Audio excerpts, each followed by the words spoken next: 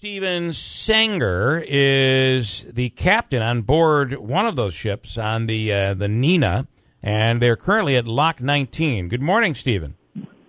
Good morning. How you doing? Good. So where is Lock 19, by the way? Lock 19 is a little west of Ilion. Okay. All right. So you're right on the Erie Canal there. So we're on the outskirts of Utica area. Oh, you're almost coming into Utica. And will you be stopping in Rome today? We will not. Yeah, we were hoping to get to Rome last night, but the canal has restricted hours, so we got stuck between two locks. And we're going to be making it up to Oswego tonight, up to Lock 5 is as far as we'll be able to get. Now, these before we have to tie off. When we talk about replicas, these are exact replicas. And people will be able to board these ships once you get to your destination. Yes, we open up like floating museums where every port we go to. And people are invited to come on down to the H.V. White Museum there and purchase some tickets and step back in time and talk to our crew who are from all over the country, and we'll answer any questions people have on their tour throughout these ships that were both handcrafted down in Brazil by eighth-generation Portuguese shipwrights. Wow. I have an opportunity here to reveal my ignorance. You say exact replicas. You're not paddling, are you?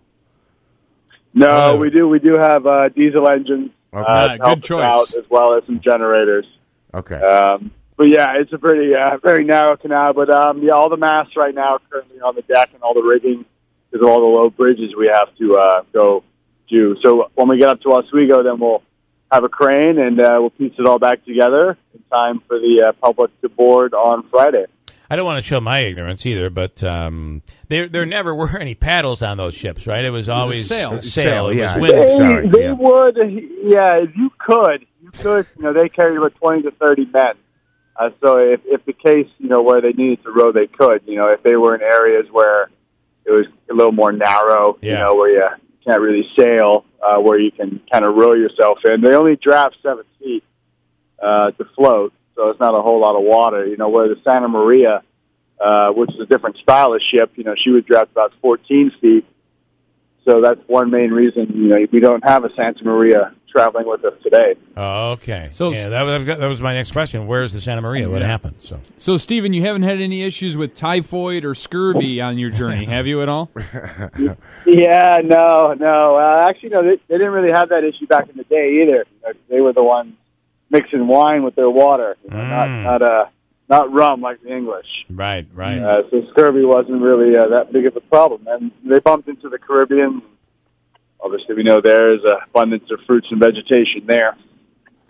And what was, when people board, it's got to be quite interesting because this is the first thing you're taught in school, right? When you go to elementary school, we're all taught about Columbus and we're taught about these 3 ships. But when you actually see them, I think we take for granted this picture that we have in our heads. When you actually step on board, it's got to be quite impressive for people. Yeah, most people's first impression is how small the ships are. People are expecting to see these massive ships, but this is over 525 years ago now. So these are big ships for the time. The Nina is exact dimensions, 65 feet long, 18 feet wide. So it's not a bad sized vessel. Yeah. And Columbus made 4 voyages over 12 years using ships like this, and then our Nina today is logged up to 500,000 miles. Been through the Panama Canal 12 times as far as Vancouver, British Columbia. And, done a lot of traveling around the United States. And what kind of ride is that when you're, if you've been on a cruise ship, you know that if the seas get a little choppy, people end up feeling a little sick from time to time. But in a small vessel like this, and that really, when you think about it, these are smaller vessels. What's the ride like when you get out into the open ocean?